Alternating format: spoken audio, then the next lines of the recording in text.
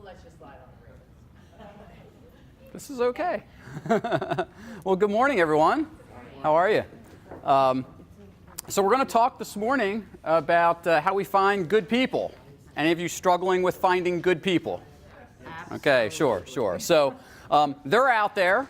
Where are the good people? I'm sorry? Right here, in this room. We're all here. They're working, are they not? I mean, they're not out on the unemployment lines because there's not that many folks on the unemployment lines.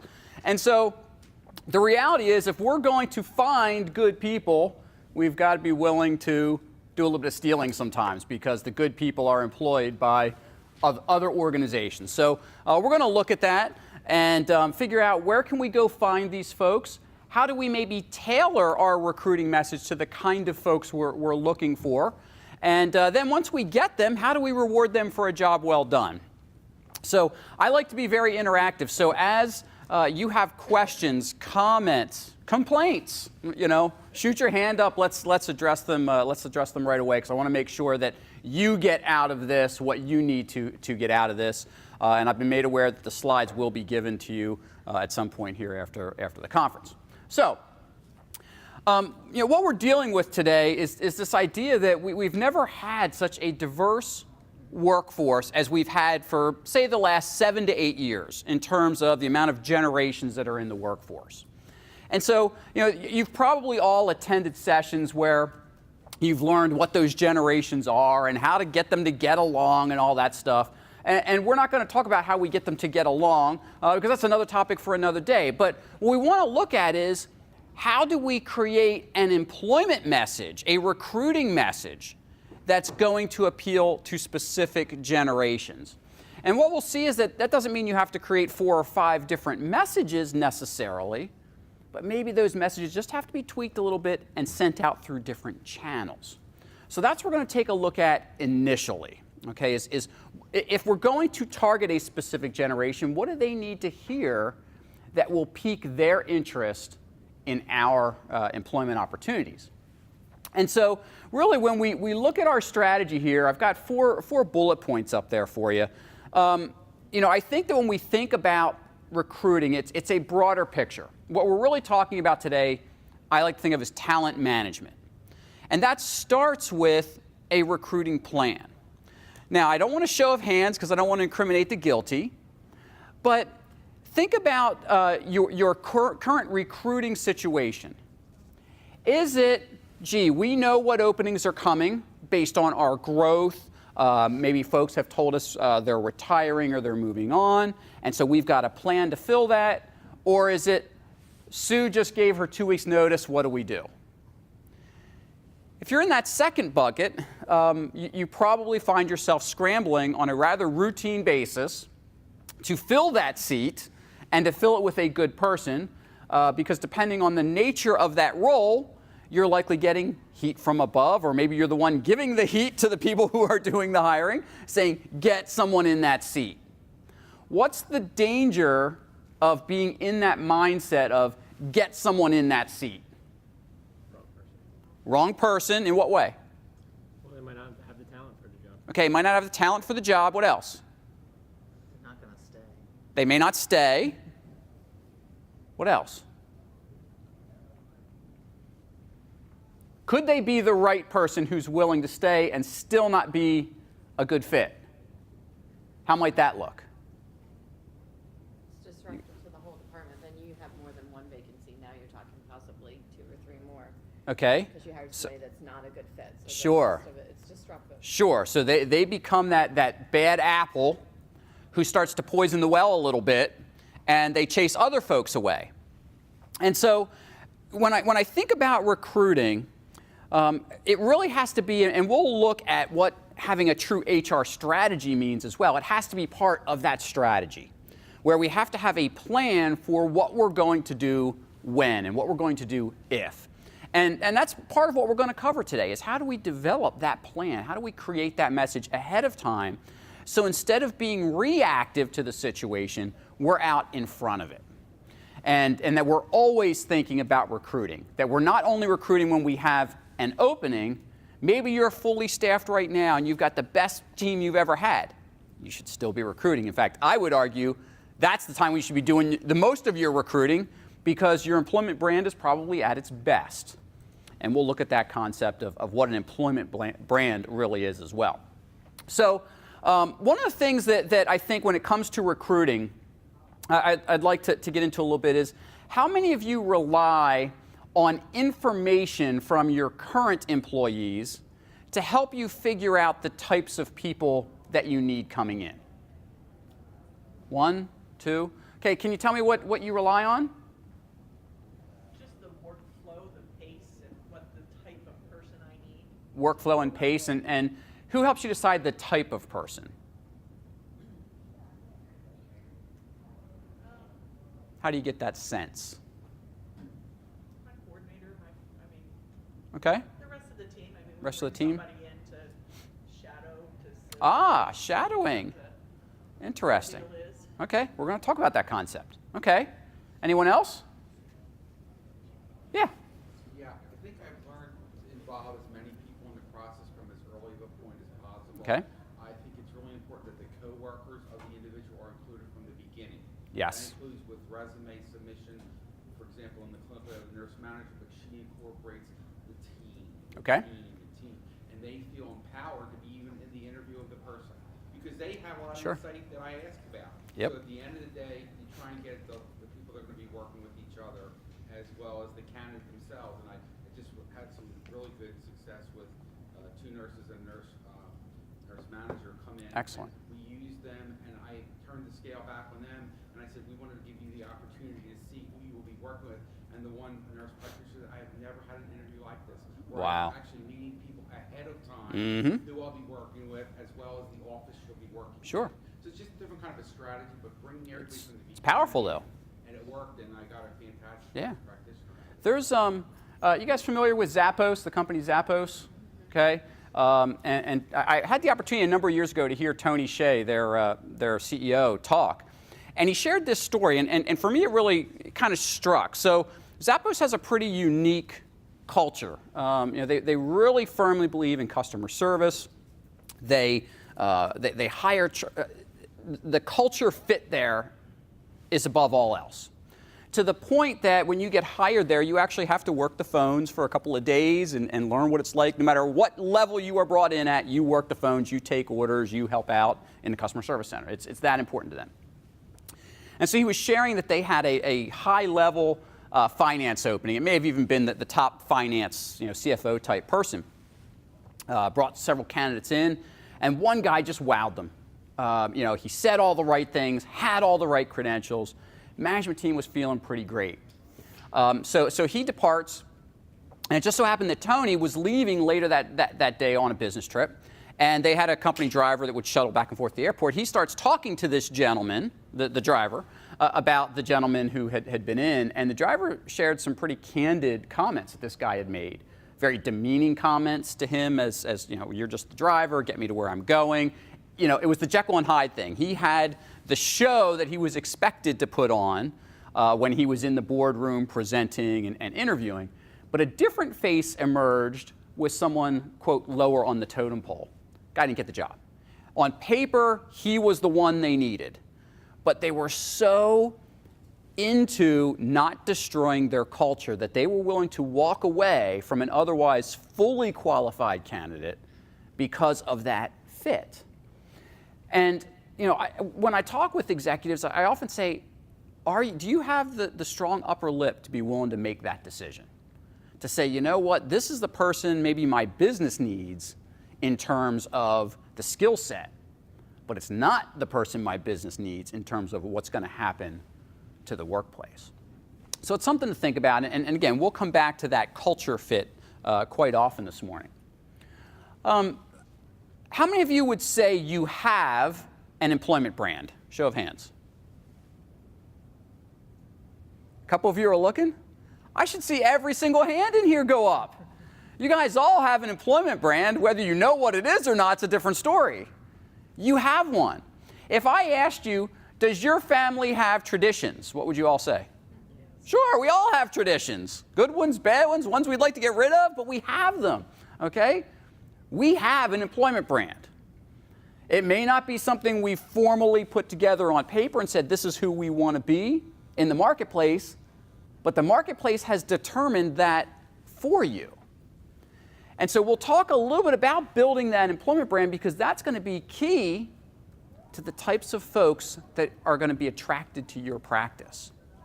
So I guess I believe in homework at these things. You know, you come to these conferences, you get a big brain dump, and it's like, gosh, what do I do with all this information when I go back?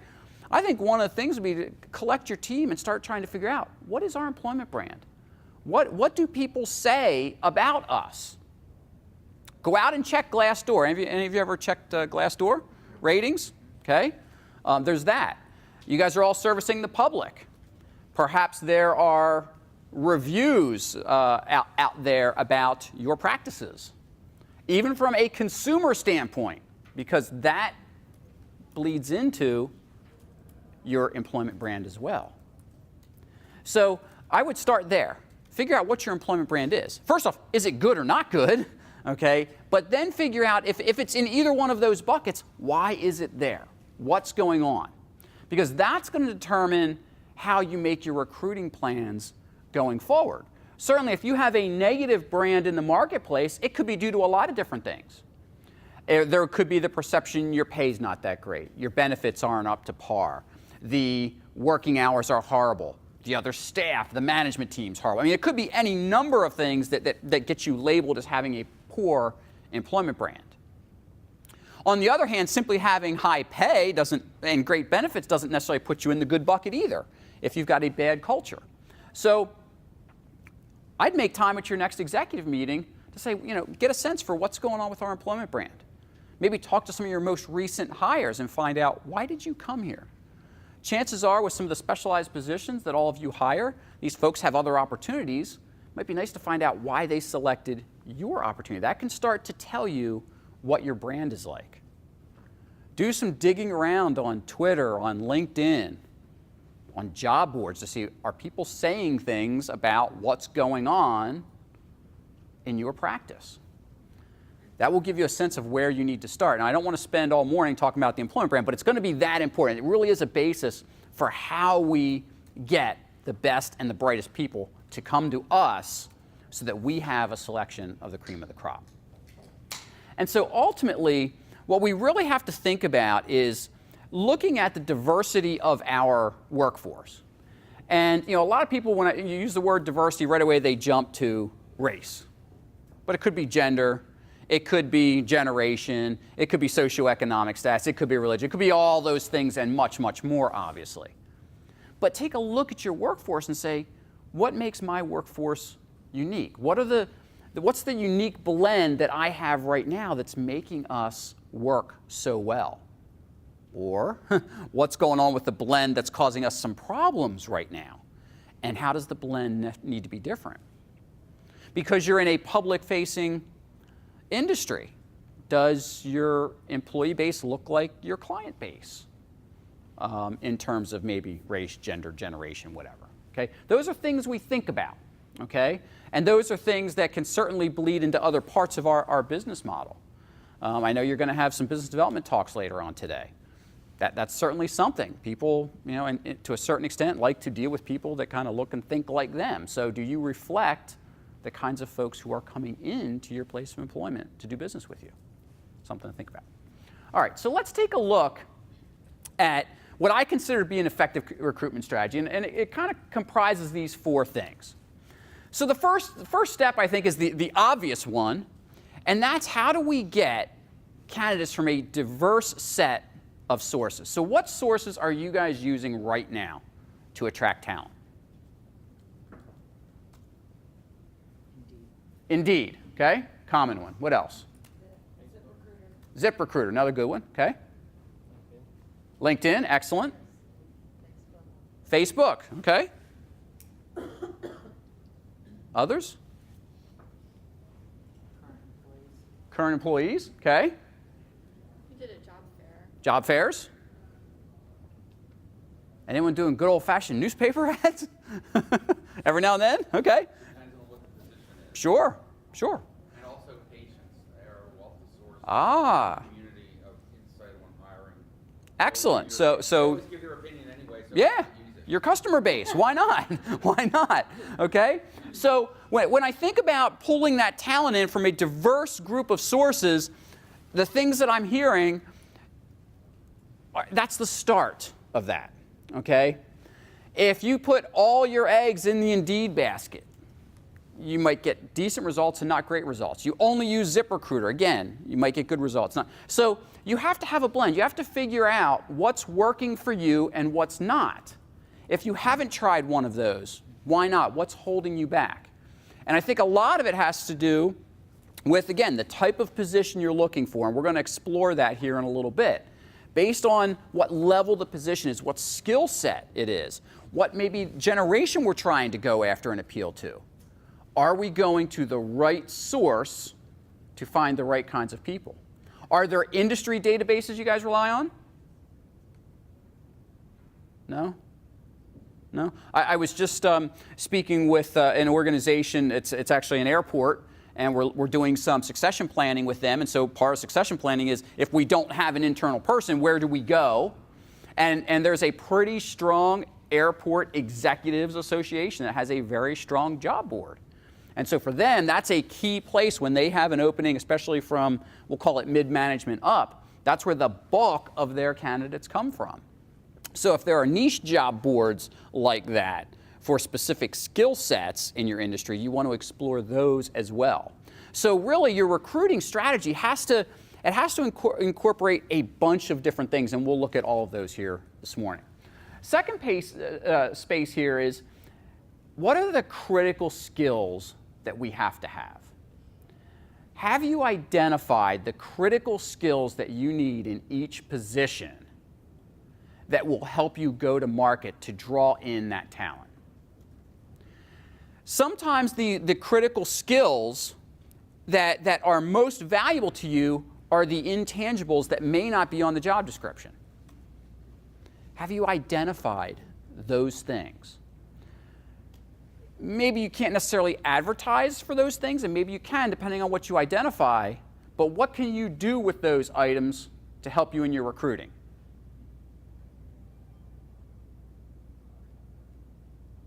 How will identifying those critical skills help you in the recruiting piece?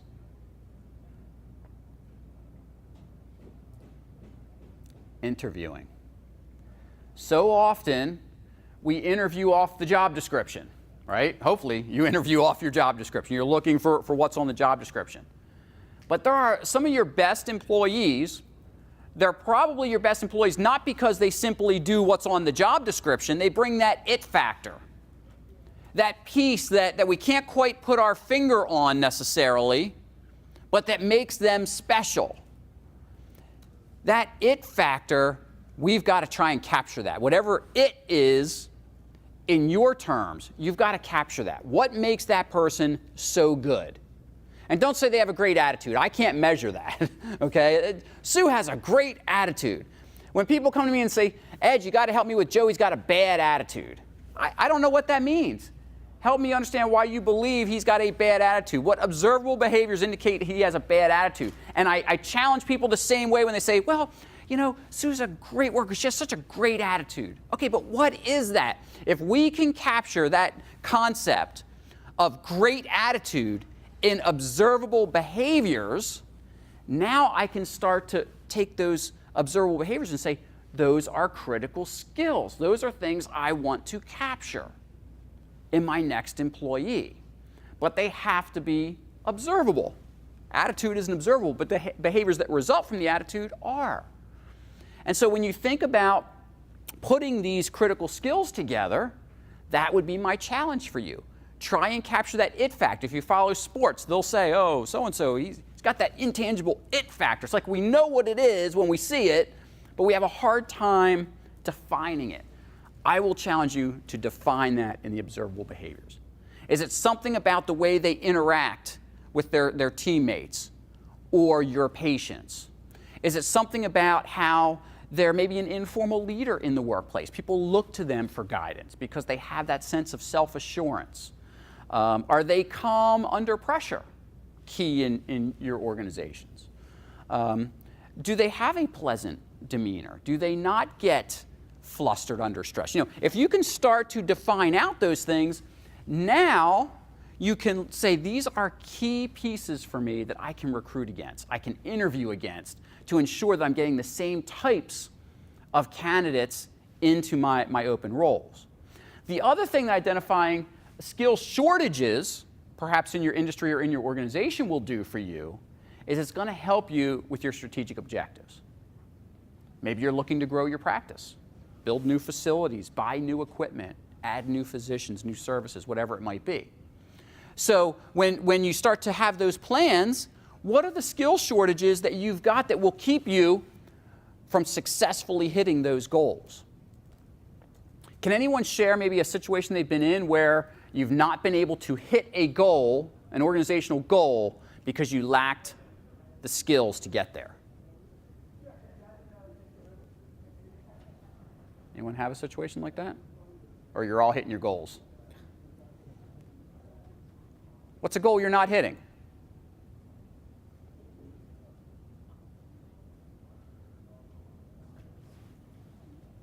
You don't know. Can't think of something. Does everyone know their... Go ahead.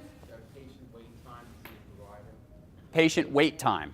We're still not hitting where we need to be. Okay, so you're obviously trying to lower it. Okay, all right. So what is so strategic about managing our patient wait time?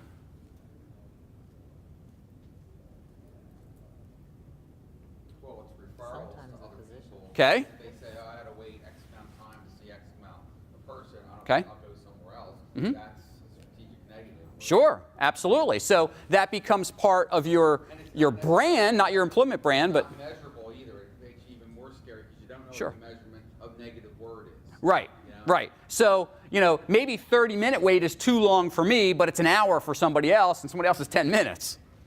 Okay, so yeah, that's certainly a key challenge. Did I hear one up here? What other key initiatives do you have? If you don't know your key initiatives, folks, there is no way you can hire the right people. So, if you're quiet just because you're quiet, that's cool. If you're quiet because you don't know your key business initiatives, strategic objectives, you've got to know them. Whether they're written down or not, they're there somewhere. Someone has said, this is what we want to do. We want to grow by X amount of patients. We want to grow by X amount of revenues. We want to have X amount of physicians. Does any of that ring true for any of you? Okay, thank you. Thank you. What of those rung true? What was untrue? What of those statements rung true for you? Just talking about meeting your strategic priorities. and, Okay. While you're talking, obviously we have financial obligations. Sure. Want to meet budget. But for me, I was thinking Press Ganey's, wanting to Okay. rank in a certain percentile or recommending the practice. Mhm. I was actually going through Press Ganey's in my mind. Sure, sure. Okay. So if we don't know our strategic business objectives, everything stops. Not just our employment branding, as we'll see, everything is based on our strategic business objectives. If we don't have them, then we can't measure against them, which is a problem, okay? But if we have them and we don't know them in here, then I'm willing to bet other employees don't know them. And if the employees don't know your strategic business objectives, they don't know what they're working towards. They're showing up and checking a punch list of job duties, and that's all they're doing for you. And you cannot hit your strategic business objectives without the help of your people. Because it's not just the folks sitting in the boardroom setting those strategic business objectives that are working on those strategic business objectives. It's every single employee from the CEO, head physician in your practice, down to the triage nurse, to the receptionist, to the custodian, and everybody in between. They all contribute to your strategic business objectives. But if we don't have those defined and we're not sharing those in the terms that our people can comprehend and say, this is how I get that I impact that, one, we don't get the performance, but two, it makes it harder to find the right people to come in and help us. So we'll look at that in a moment as well. Ultimately, If we can attract a group of diverse candidates from a diverse group of sources, we can get them focused on our strategic business objectives, now we start impacting our employment brand. Now people come and they say, you know what? I can buy into this organization's mission. I buy into where they're going. You hear a lot about employee engagement, okay? There's a new concept that the younger generations want fulfillment in their jobs. They don't just want to be rah, rah, ooh, I love my employer. Yes, they want that to a certain extent, but when they go home at night, they want to feel like their job meant something, that if they did a good job, they were rewarded for a job well done, that they feel rewarded, and when they lay their head on the pillow, they're saying, you know what I'm doing makes a difference, and it satisfies my professional needs, perhaps my personal goals, whatever that might be. That's different than employee engagement. The paradigm is shifting with the millennials and Gen Z in what they're looking for, okay? Maybe that means that those of us that are Gen Xers and Boomers, we wanted to go do a good job and we wanted to like what we were doing, but we didn't really, maybe we were willing to sacrifice our personal fulfillment for that, in some cases, perhaps, but the younger generations aren't.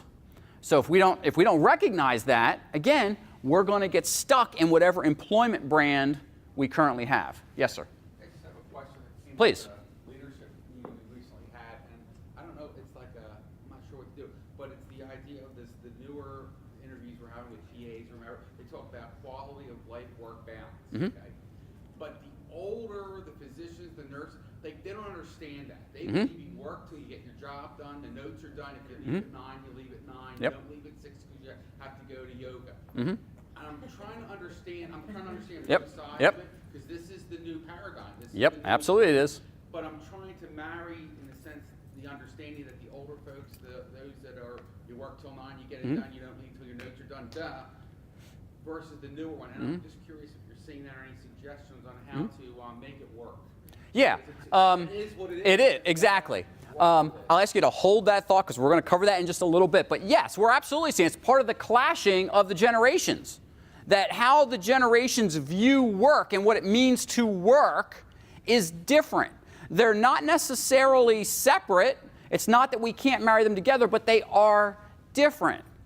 The one commonality I will toss out that stops really with the boomer generation is this concept that if you're not at the desk in front of the computer, you're not working. Okay? All of you are probably still working and you're not at your desk, correct?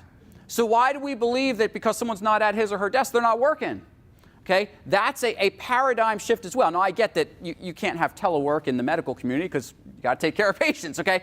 But my point is that if I want to leave at 6 o'clock to go to yoga, but I go home and I'm able to tap in and finish up my notes, what difference does it make? I still got my job done. But we'll look at that in a moment, okay?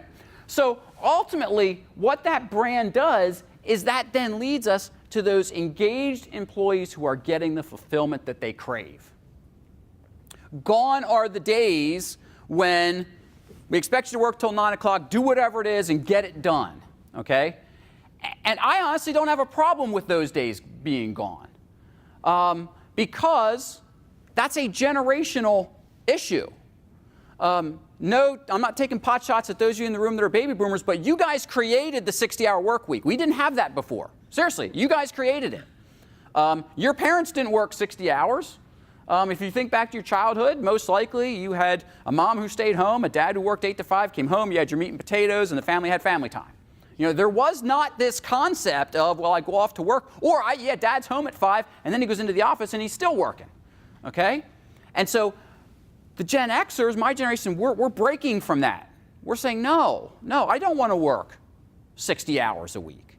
I want to be there for my children. I want to be there for my spouse. I want to have a family. I will bust my rear end for you when I'm there. But I want to play in my personal life just as hard, okay?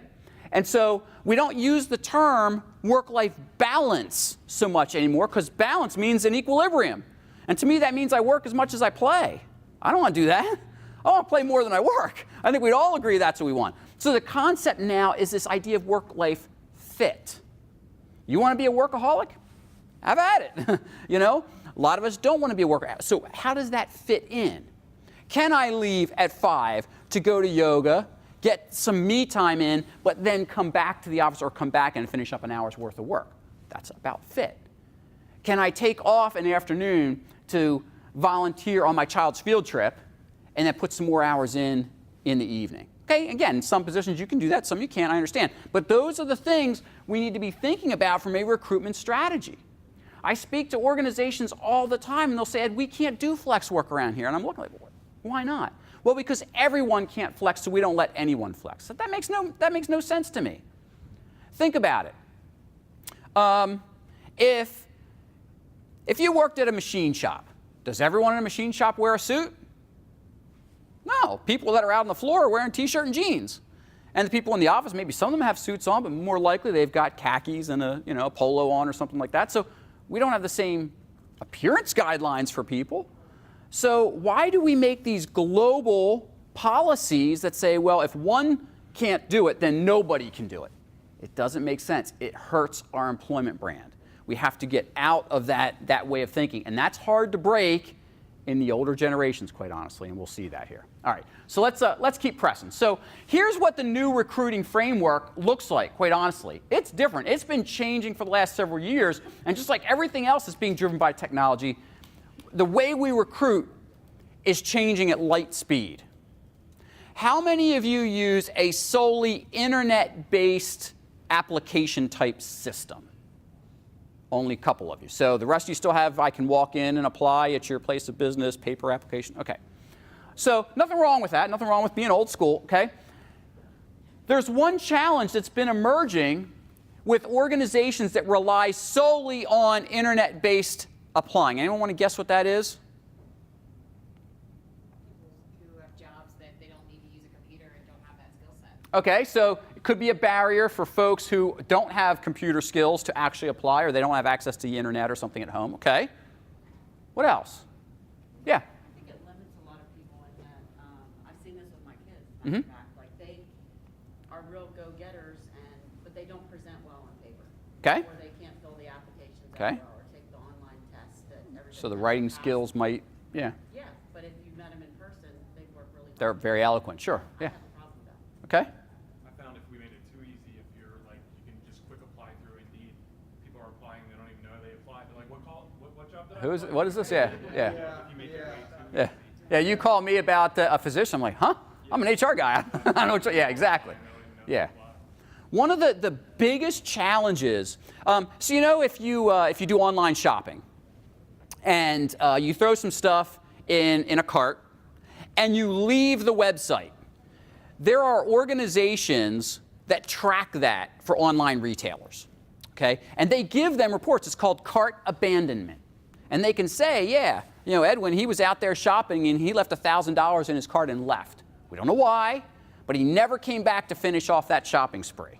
Okay? But they have these results. They'll know what he looked at, what he put in his cart, and then figure out, okay, well, why is he abandoning? So they've got those metrics. We're starting to see those same metrics in candidate abandonment of online applications. And one of the number one reasons that they abandon the process is we make it too cumbersome for them. We have a whole process where we say, upload your resume, upload your cover letter, and then what do we have them do? Enter all of that in again. Does that make any sense to anybody? That's double work. We don't like double work, but we ask our candidates to do it. I go out there and play around with some of my clients' online applications, and they say, we're not getting the right people, Ed. We're not seeing people. And I'll get in there and start playing. I'm like, well, no wonder. It just took me an hour to fill out your application. Now, we may not want it to be as one click where we're getting unqualified candidates, but at the same time, you can't expect someone to take an hour of time. Now, that is a paradigm shift, because part of you are saying, some of you are probably saying, well, why not? If they want a job, they should put the time in. An hour online is an eternity. We want everything now.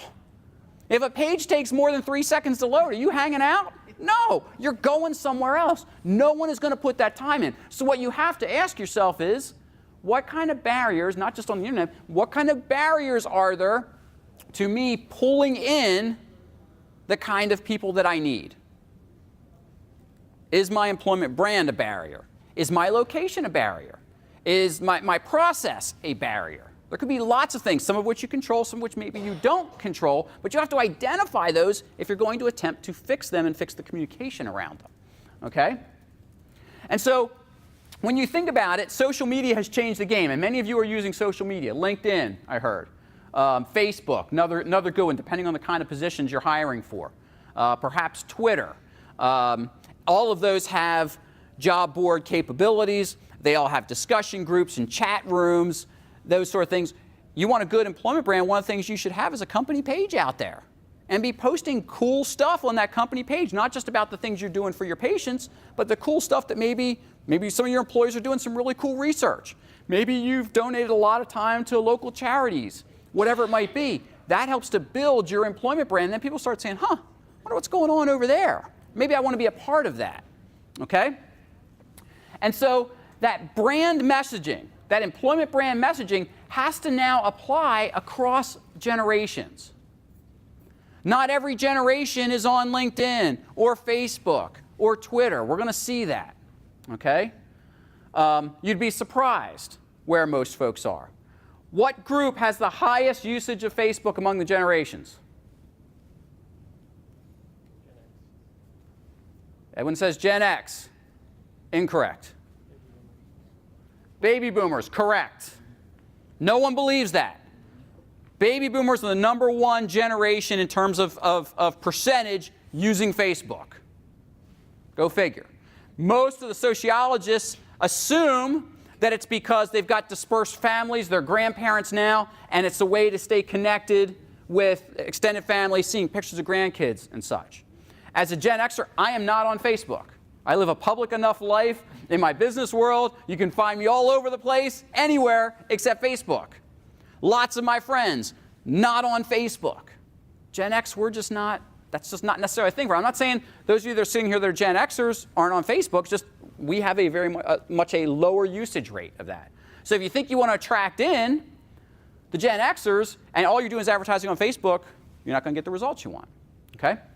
And so ultimately, we've got to look at our processes. Where are we going? What are we doing that fits who we're trying to attract? One size doesn't fit all here, okay? So when you get these slides, I don't want to go through these discussions now because I think there's some more hotter things actually that we can go with. But when you get these slides, take some of these questions back with you. Use them as fodder in your department meetings, in your leadership team meetings, to figure out what's going on in your business. Where is your business going in the next 5 years? What kind of skill sets are going to be different? You know, I was walking around the vendor booths. There are some pretty cool technologies over there. How are those technologies going to change the skill sets that you need to operate those technologies, to interpret the results from those technologies? How does that stuff change? We know that anyone who's in a technology-related field is outdated within about a year or two because technology is changing that fast. So those of us that use it are also impacted by the advancements of technology, okay? So again, I got 2 slides worth of questions that you can use to get the discussion going back home around some of the things that we've talked about and that we're going to talk about now. So let's talk about these different generations and where we're going to find them, okay? You guys mentioned you've heard all the generation talks, so we're not going down the path of who's what. We're going to talk about where we're going to find them. Okay, so that silent generation, sometimes they're called the veterans, sometimes they're called the traditionalists. They go by a bunch of different names. But essentially, 1929 to 1945. Do you still have some folks in your workforce that were born in that year frame? Probably a handful, okay? So maybe you're not necessarily recruiting for these folks. Perhaps not, okay? But if you are, yeah, they're out there on some job boards. You might find them on Indeed or something like that. But you're going to have more success going on some professional networking and referrals. Again, not because these folks aren't tech savvy. They're just in a different sort of mode in terms of how they look for work. Remember, throughout their careers, the way you look for work was you open up the classifieds. And so, you know, while they realize that those days are gone, it's the networking and referrals that's really the strong piece in finding folks here. And your message to that group, if you value some experience coming in from that generation, they want to hear about the stability of your organization, and they want to hear about your benefits. That's what's going to pull them in, okay? At this stage of their careers, it's probably not about salary anymore. If they're working at the age these folks would be, they're working because they really want to, they still want to give back. They probably don't want to work full-time in many cases, maybe some do, okay? But they're there for the benefits, okay? And to say, yeah, I've got a place that I can go and I can still contribute and I can make a difference. That's a different message than what you're going to send to the younger generations, as we'll see in a moment, okay? So, boomers, okay? Again, boomers hardworking, they work to live. And so where are we going to find them? Niche job boards, specific to your industry, specific to the types of job, okay? So again, boomers are very social media savvy.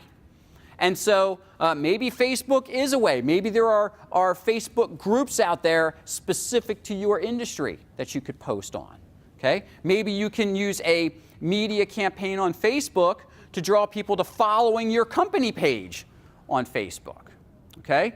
So these folks, and again, professional networking, another way to pull in the boomers. They want to hear something a little bit different. They want the stability, they want the benefits, but there's salary. Why do the boomers care about salary when their predecessors didn't? What's the divider there?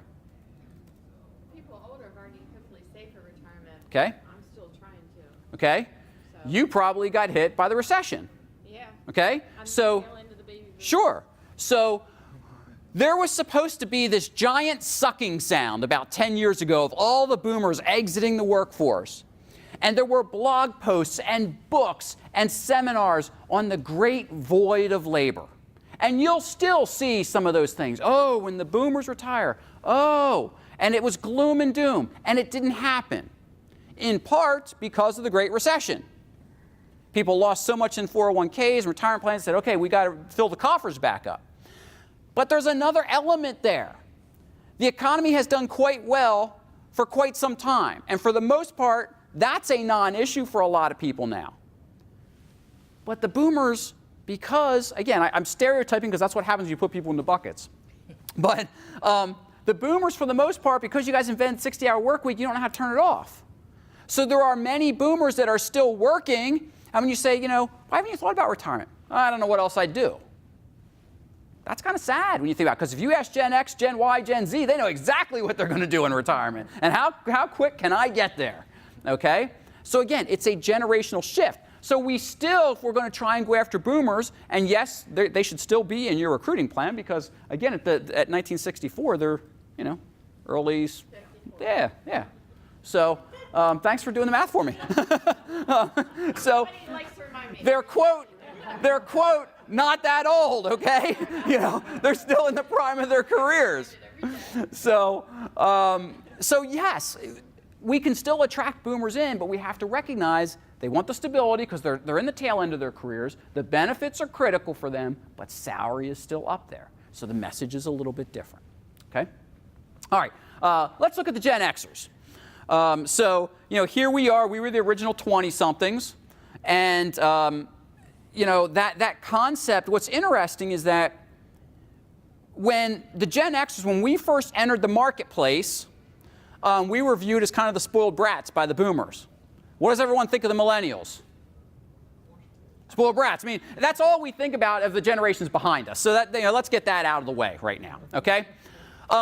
However, take a look at what's going on from recruiting for the Xers.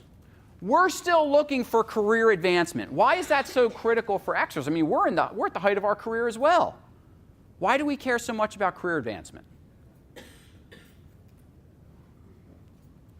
Come on, Xers, you guys are in the room too. Why do you care about career advancement? You don't know? Who wouldn't care about career advancement? Boomers don't. Traditionalists, or the silent generation, they don't. And you could argue, well, that's where they're at in their careers. We care more because the boomers are still working and are blocking our path in some cases. So think about it, boomers. By the time your parents were your age, in many cases, they were retired. We're working longer and longer. So boomers, you guys ascended the thrones pretty quickly in your careers. Not that Gen Xers aren't sitting on various thrones in business, but in many cases, boomers are still there. Okay?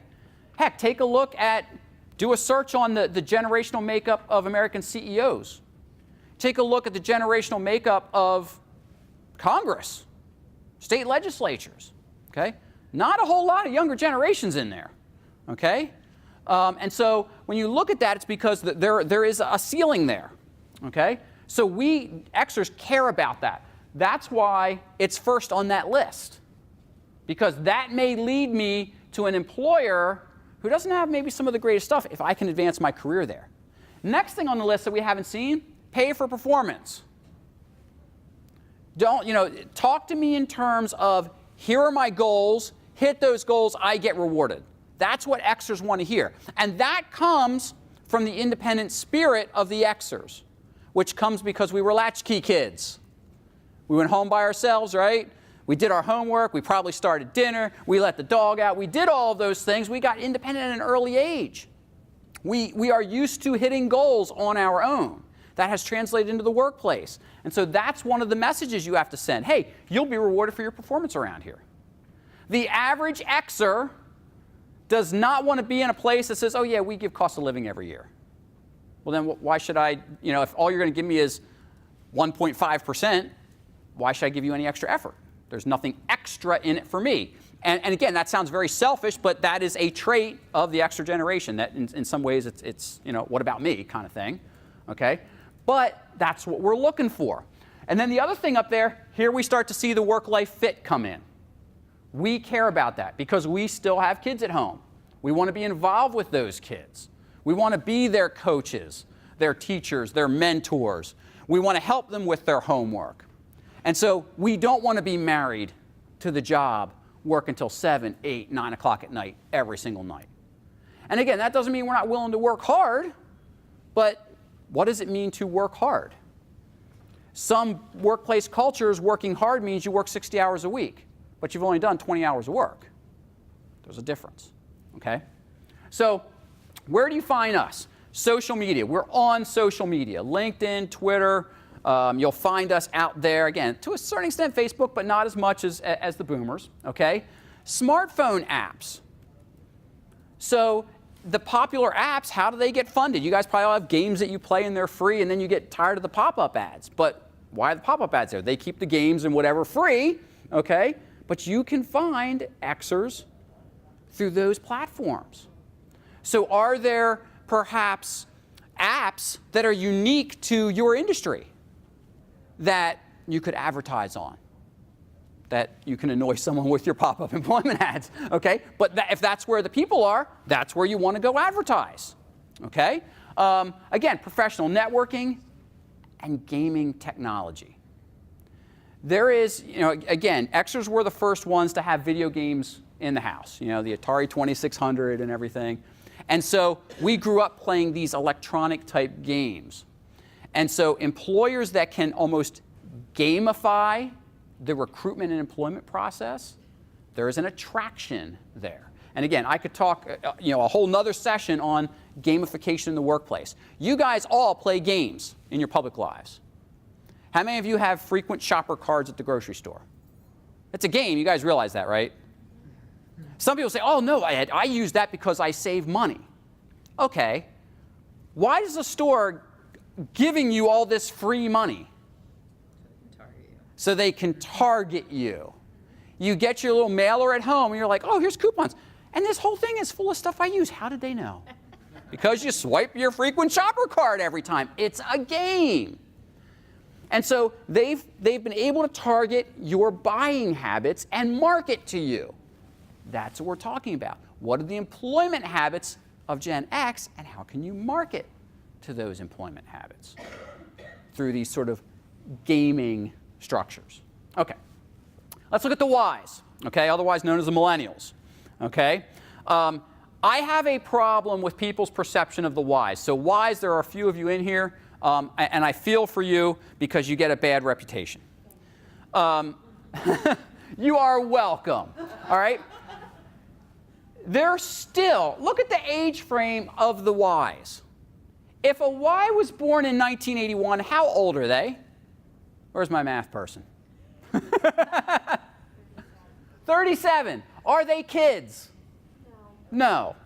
Do they, in many cases, own homes? They got mortgage payments. They got a dog. They got the white picket fence. They got a significant other. They got 2.5 kids. Whatever it is. They're big people now. Treat them like big people. Even the youngest of them in 1992 is 26. Now, okay, they're still getting their feet wet in life and everything, but they're not, quote, kids anymore. I guarantee you when you were 26, you didn't think of yourself as a kid. Now, maybe the older generations thought of us as kids. Okay, I get that. My point is that the millennials are not the new kids on the block anymore. I get so frustrated when I speak at a lot of conferences, and almost always in a multiple-day conference, there's some topic on how to engage the millennials, how to recruit millennials, how to do this with the millennials. I'm like, you know what? If you haven't done those things, that boat has sailed. You should be focusing on Gen Z. They're the ones coming out of college now, okay? If you haven't figured out how to engage a 36-year-old who's been employed with you for the last 15 years, ain't going to happen, okay? So again, nothing against the millennials that are in here, okay, that I know it's been all about you guys, but I get frustrated with that. So when you're looking at your recruiting message to the millennials, look at the things you've got to talk about. It's not just benefits anymore. It's unique benefits. Things like pet insurance, maybe. That's a unique benefit.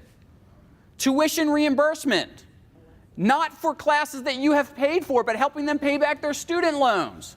Huge attraction to millennials. And people say, oh gosh, how can you afford to do that? We'll pay it off and they'll leave. You can put handcuffs on it if you really want to. There are ways to do that, okay? You have to find out what your millennial employees want in terms of the unique stuff. To just say, we've got the best medical plan, and we've got this and we've got that, okay, it's important. But what else is there?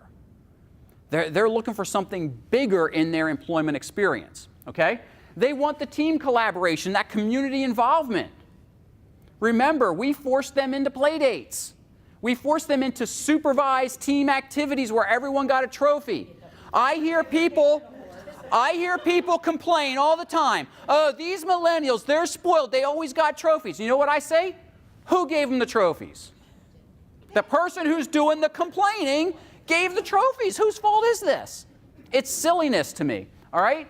So, but what that has created is a generation that appreciates teamwork and social collaboration. Their video games jumped out of the 1 or 2 player with a joystick sitting in front of the TV to I can log into my computer and I can play with a friend across town, across the world. And we can get the bad guy together. They're looking for that in the workplace. Not get the bad guy, but they're looking for that collaboration. That comes back to your employment brand, okay? So where are we going to find them? Oh, there's the fun environment and the flexibility too. They want the flex time. They want to be able to go to yoga at 6 o'clock, maybe at 9 o'clock in the morning and come back. And honestly, I get that we are restricted depending on the kinds of jobs that we have and being customer facing and everything, but my view on work is I'm paying you for results, which is a different mindset than I'm paying you to do a job. Very different mindset, okay? If I'm paying you $50,000 a year and you're getting the results that I'm paying you that $50,000 a year for, and you're getting them in 30 hours of work a week, should I care? Personally, me personally, I don't care. Maybe I'll give you some more work, okay? But the reality is, that's the employment relationship. People come to us for a set of rewards in exchange for an effort. There's nowhere in there that says, oh, well, it's got to all be about time, okay? Now, again, that's a whole other concept, and I know you're sitting there going, yeah, but there are some people that are paid hourly, and they have to be paid hourly. I get that. I do. I get that. I'm just trying to challenge you to think about what the younger generations, how they're viewing what it means to work and what they want out of that. So take a look at where we're going to find these folks. Again, social media campaigns.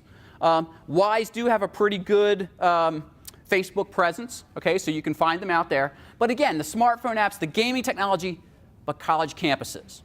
Even though they're graduated, these folks are still pretty well connected. They're probably, even the younger ones are maybe one job removed from college. So there probably is still an affinity for working with their college career development office and those kind of things. So don't rule that out when you're looking for millennials, okay? Now finally, let's talk about these Gen Zs, okay? They're still being born, and the first of them are really just starting to enter the workforce, okay? When you think about those born in '93, they're 25, okay?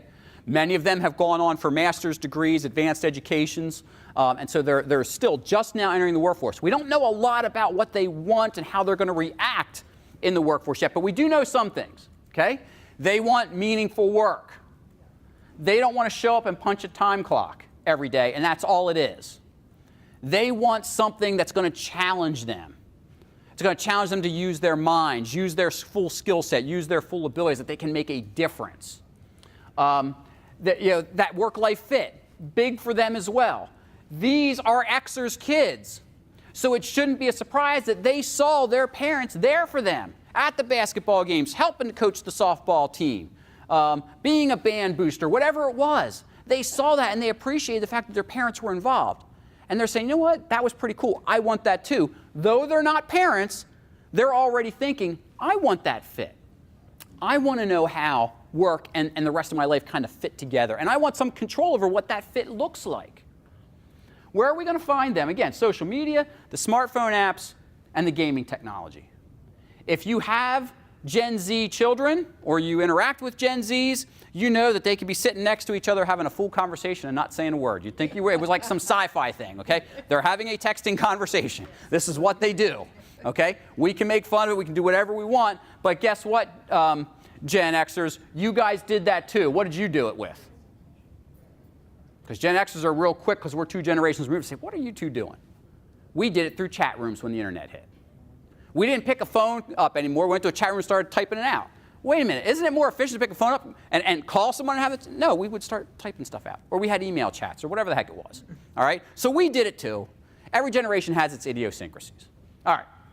So let's take a look at some strategies here. I'm going to blow through these pretty quickly because I think we've hit a lot of them already. From an online standpoint, online stuff, very economical, hits lots and lots of people, but it's got to be targeted. Okay? Got to get to the right people in the right space. Campus recruiting, job fairs. Be specific. Know why you're going to a job fair.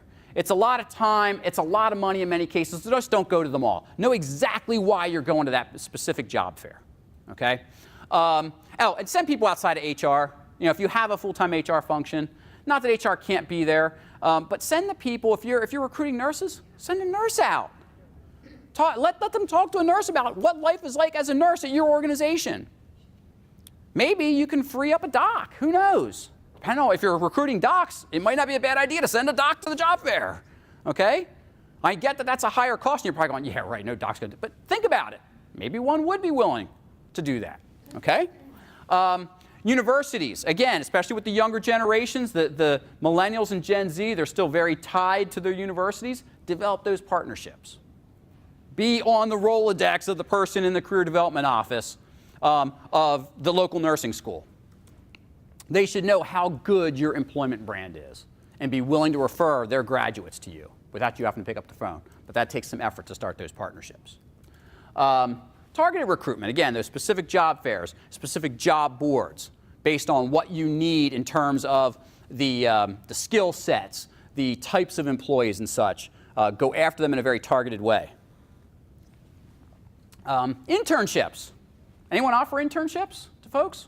Okay, just one of you? Two, a couple? All right. Not a bad way to give a sample employee a test run. Give them a couple months and let them see what happens. You get a sense for whether they'd be a good fit for you. They get a sense for whether you'd be a good fit for them. Could be a match made in heaven. And at the end of it, if you're not a fit, no harm, no foul. They got some experience. They go off and you made no long-term commitment to an employee. It's not a bad way. Okay? Certainly word of mouth. Let your employees know when you are having openings.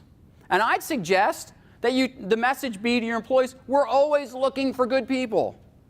Just because we don't, quote, have an opening doesn't mean I'm not willing to talk to good people. I've seen some of the most successful decisions that my clients have made was to hire someone when they didn't have an opening because the person was too good to pass up. They figured out how to use that person because they had the skill set, they had the culture fit, everything was there, and they said, you know what, we got to have this person. And it's paid off. That person has always provided a return on investment for them. So it's not a bad way to think about it, okay? Your employees, obviously, do any of you have an employee referral program? Okay, good. The only challenge to that is you could get into a little bit too much of nepotism.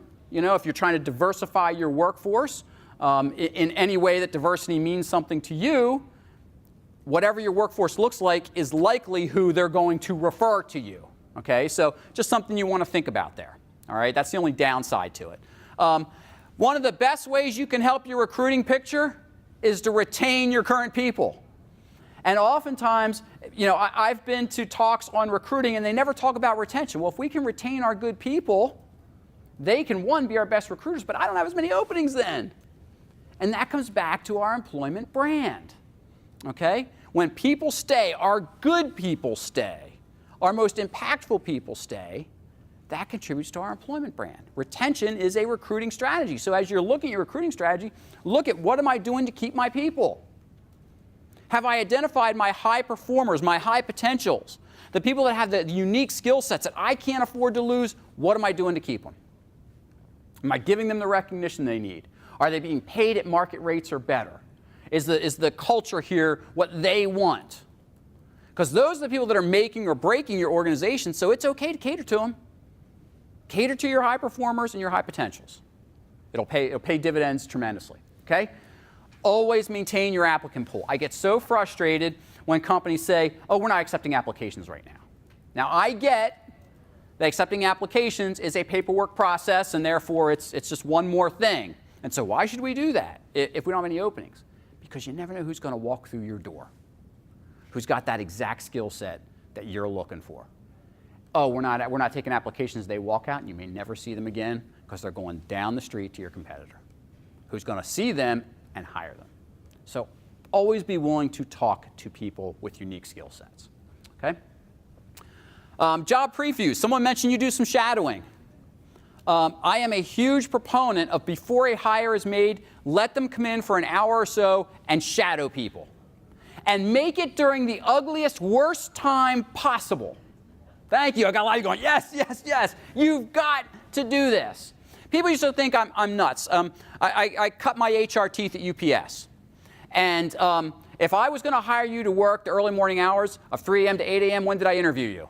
3 a.m.? Around 4, usually, okay? Because if you can show up on time for that interview and be coherent, then I'm think, okay, maybe they can be coherent at 3 o'clock in the morning.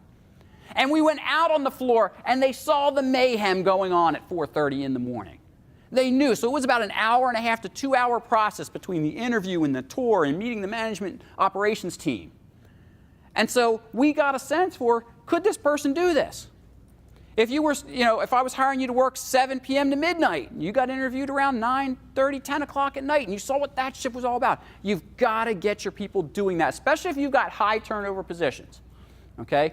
Get those people in. Save yourself the money of the churn. And it costs you a lot of money to churn employees. So if you put some more time and money and effort in up front, again, that pays dividends. The job shadowing, even if it's just a tour of the facility during the ugly times, the best thing you can do to weed out people that aren't going to make it. Okay? Keep your hiring flexible. We talked about that with, have multiple ways that people can come in through your gates. Don't make it just paper resumes. Don't make it just internet applications.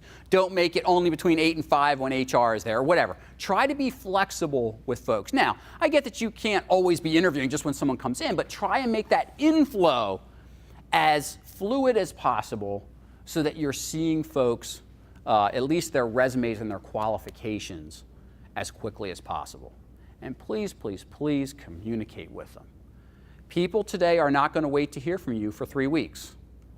They're not going to be sitting around waiting by the phone because you've got 100 other applications to review. If you have a good person, make the offer. Oh, but I've only talked to 3 people, Ed. Is that person, without a doubt, your go-to? Yeah, but I got it. No, you don't. Okay? No, you don't. You know when you have a good fit. Make the hire. They're going to go somewhere else. All right? So it's all about marketing. You're going to hear business development later. This is all about marketing. If we are not a good marketing function of our employment brand, we are not going to get good employees. Just like if we don't market well for our business brand, we don't get new customers.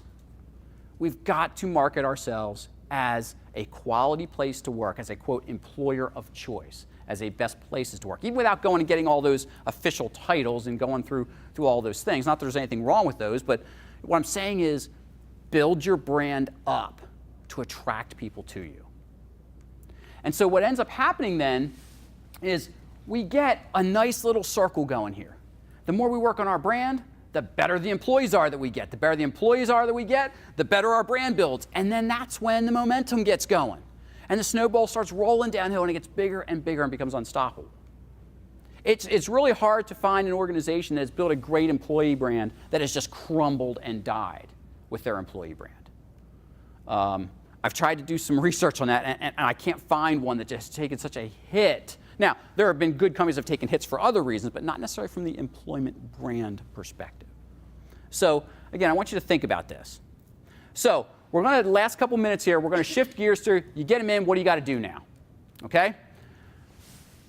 We'd love to say this to people. If you don't show up and work, we're just going to fire you, but the reality is, we don't want to do that. We've got to reward our people once they're in.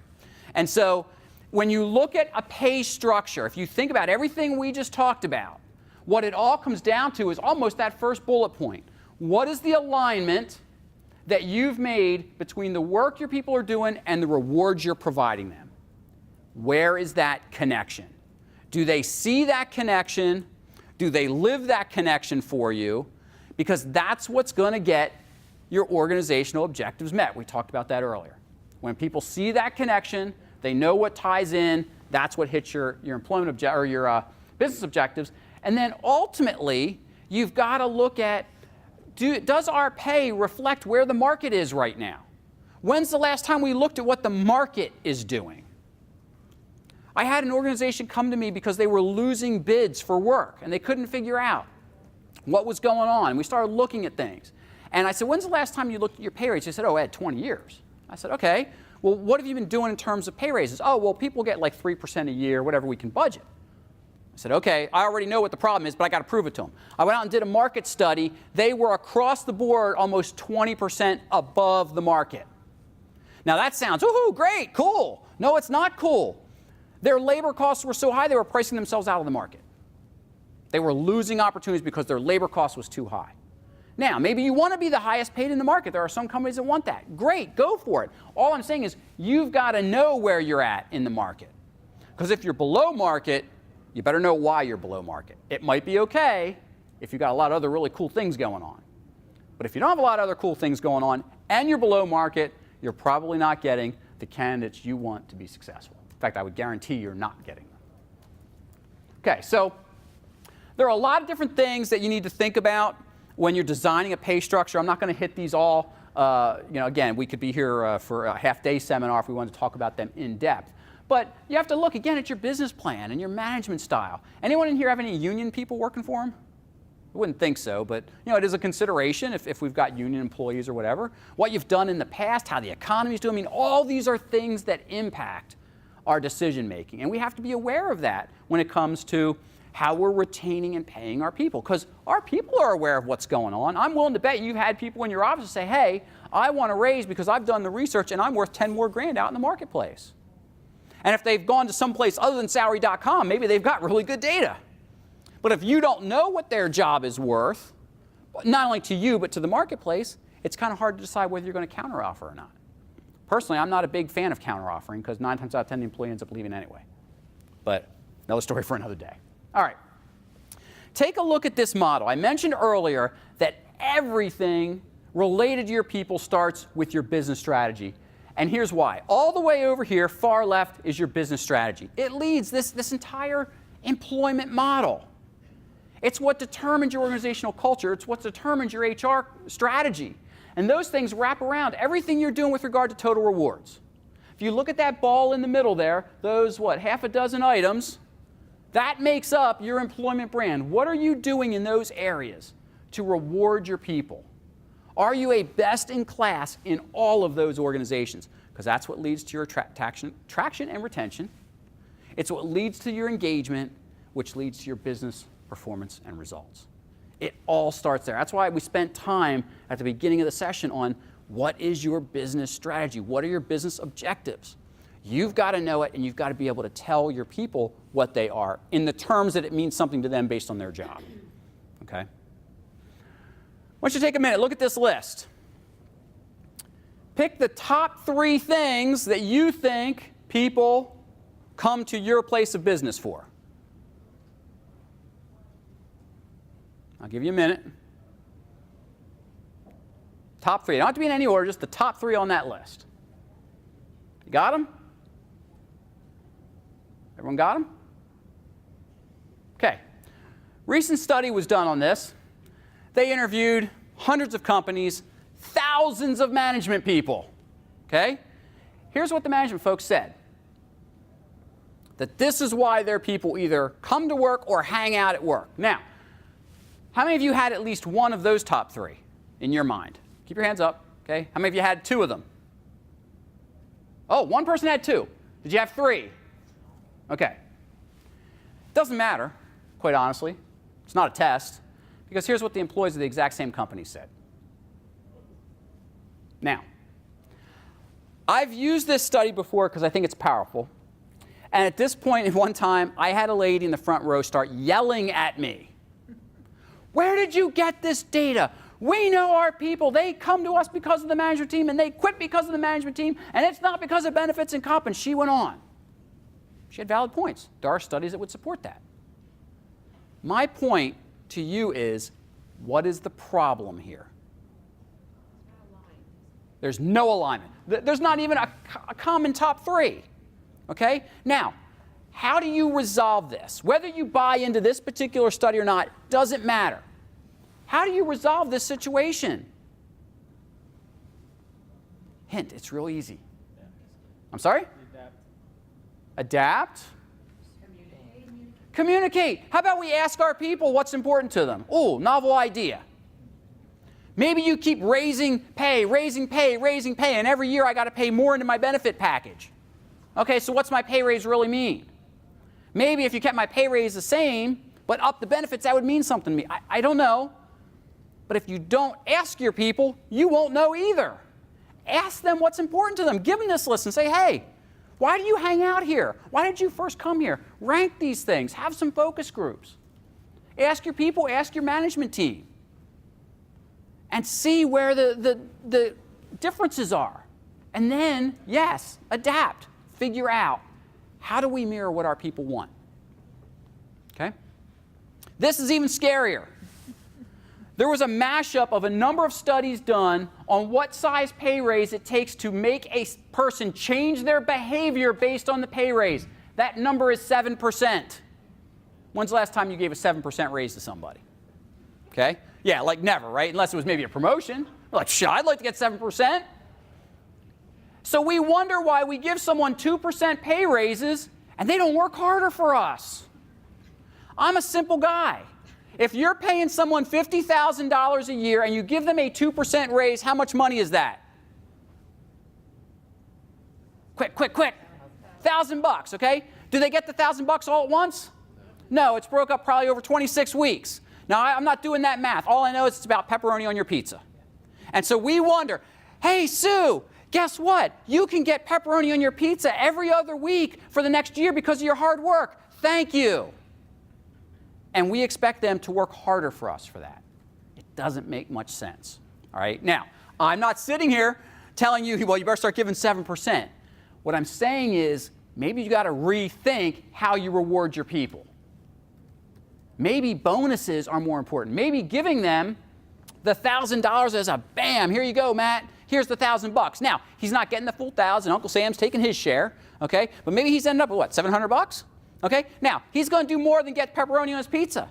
It's football season. Maybe he's going out and getting a nice big flat screen for that money. I don't know. And then every time he clicks on the game, he's like, yeah, that's my bonus right there. There are some studies that would seem to indicate that that has much more power. It's the same amount of money, but because it's in his hand, bam, there it is. It has a different impact. And after all, we are paying our people for impact.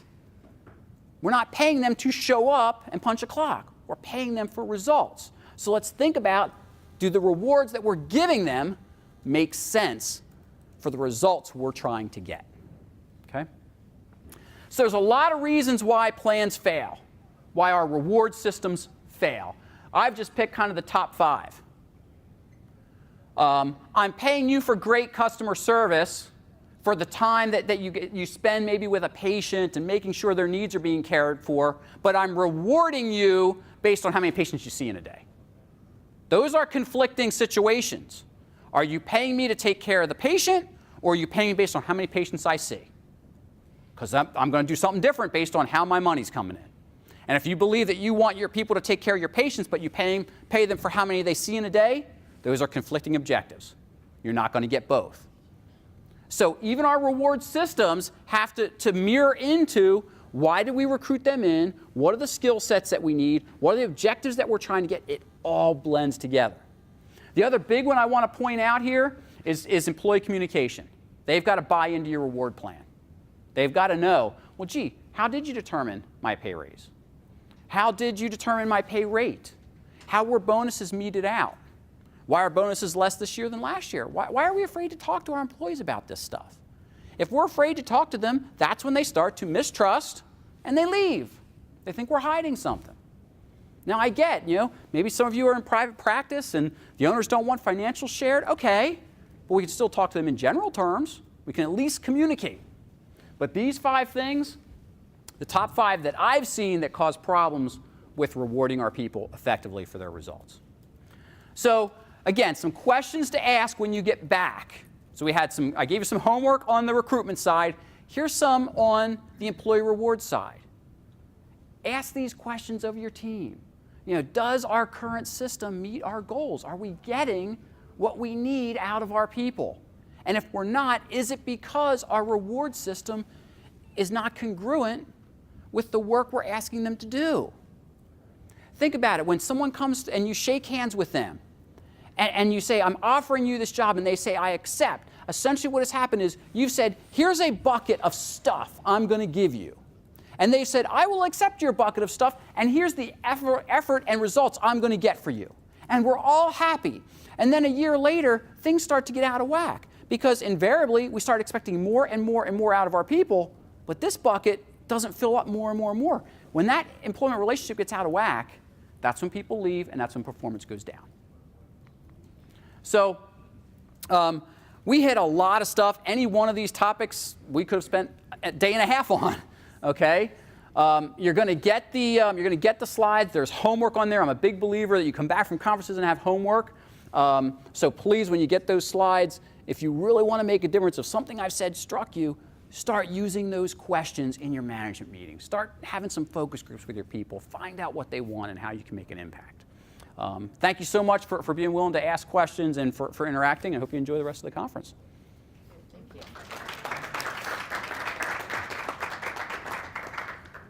If you don't mind, I threw some evals on the tables. If you give me a couple of bits of